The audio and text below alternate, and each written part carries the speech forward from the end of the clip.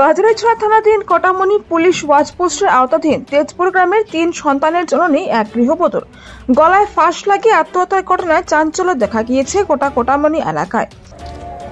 আমার বই নাম দশর কাছে চাই বাঙ্গা টিন আছে, বালা টিন আছে, মশারি আছে, ফাঁস লাগিয়ে যদি মরতো তো এটা বাঙ্গা সাঙ্গা হলো নে। এই হতভাগা গৃহবধূর নাম রুকসানা বেগম, বয়স 24 বছর, বাড়ি কটামনি বাজারের লাগোয়া তেজপুর গ্রামে। ঘটনার বিবরণ দিতে গিয়ে আত্মঘাতী হওয়া গৃহবধূর স্বামী আমির উদ্দিন জানান, শনিবার বিকাল 2টা নাগাদ তিনি বাড়িতে না থাকা অবস্থায় তার স্ত্রী তাকে নিজ মোবাইল থেকে ফোন করে বাচ্চাদের টিউশন মাস্টারের কাছে নিয়ে যাওয়ার কথা বলেন। পরবর্তীতে স্বামী আমির উদ্দিন বাচ্চাদের টিউশন মাস্টারের কাছে বাচ্চাদেরকে পড়াতে দিয়ে তিনি স্থানীয় এক বাড়িতে যান। তখন হঠাৎ ওনার মোবাইলে কেউ ফোন করে তার স্ত্রীর করুণ পরিস্থিতির কথা জানান।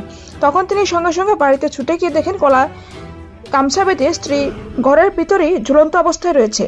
তখন ঘড়ির কাঁটায় দুপুর 2:30 হবে বলে জানান গৃহবধূর স্বামী। তিনি আরো বলেন, ওই সময় ঘরে কোনো লোকজন ছিলেন, এমনকি তার মা বাড়িতে ছিলেন না। তাই তিনি কেন এমন পথ বেছে নিল তার স্ত্রী কিছুই বুঝতে পারছেন না। এমনকি তাদের সংসারে কোনো বিবাদও ছিল না। পরে তিনি তার স্ত্রীকে উদ্ধার করে সাথে সাথে Bazarichhara Makunda Christian leprosy and general হাসপাতালে নিয়ে যান। সেখানে চিকিৎসকেরা রুকসানাকে মৃত বলে ঘোষণা করেন। পরবর্তীতে বাজারিছড়া থানায় খবর দেন। অতঃপর স্থানীয় পুলিশ তার বাড়িতে পৌঁছে শবদেহ উদ্ধার করে মরণোত্তর পরীক্ষার জন্য এদিন রাতে করিমগঞ্জ সিভিল হাসপাতালে প্রেরণ করেছে। পুলিশের প্রাথমিক তদন্তে শবদেহের গলায় দাগ রয়েছে বলে জানান তদন্তকারী অফিসার। তিনি আরো বলেন, পিএম রিপোর্ট হাতে না আসা পর্যন্ত এটা হত্যা না আত্মহত্যা বলা যাচ্ছে না। পিএম রিপোর্ট হাতে আসার পর পরবর্তীতে পুলিশ তদন্তে এই কাণ্ডের প্রকৃত সত্য বেরিয়ে আসবে বলে পুলিশ আশাবাদী। এদিকে গৃহবধূর ভাইয়ের অভিযোগ, তার বোনকে হত্যা করে আত্মহত্যার রূপ দেওয়ার জন্য এমনভাবে ঝুলিয়ে রাখা হয়েছে। তাই তিনিও উক্ত ঘটনার সঠিক তদন্ত সহ সুবিচারের দাবি জানিয়েছেন পুলিশ প্রশাসনের কাছে।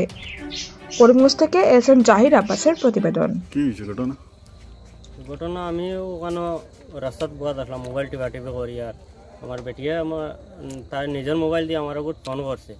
ফোন করিয়া কইছে বাচ্চারা নিয়ে টিউশন নিয়ে দিবার কথা। আমি কইছি তোরা লইয়া আগুয়াই যা। তোরা লইয়া আগুয়াইছে গিয়া ও রাস্তাত গেছে, আমি যেন মোবাইল দেখি আর গিয়া দিয়া আইছে, কিছু মাথ কথা কোনো কিছু হয়েছে না, দিয়া আইছে আমার টাইম আমার কইছে নিয়ে টিউশনও দেও, নিয়ে দিছি আমি দিয়াও ওখানে রয়েছি।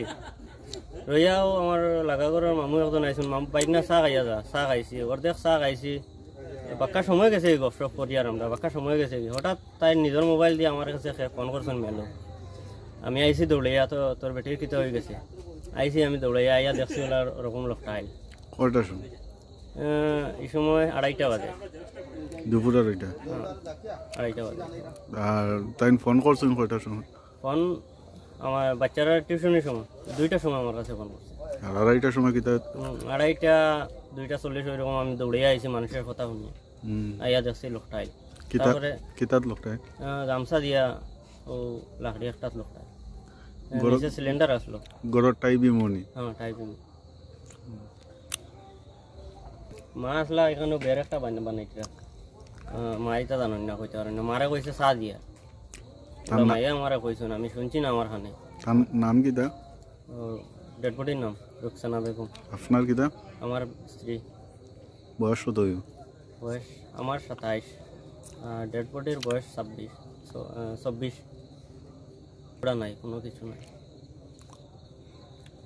বডি এখন গরম। হ্যাঁ, তা না আমি মাকুন্দা লইয়া গেছি দৌড়াইয়া। আমি আমার নিজে ছুটাইয়া, আরও মানুষের ছুটানি হাত দিছে, আমি দৌড়াইয়া মাকুন্দা লইয়া গেছি। মাকুন্দা গিয়ালে কইছে ডেড। তারপরে আমি বাজাইছড়া থানাতো গেছি, গিয়ালে সেলুর মারিয়া আনিয়া তো অন্তাই বাকরিয়া লইয়া আইছি।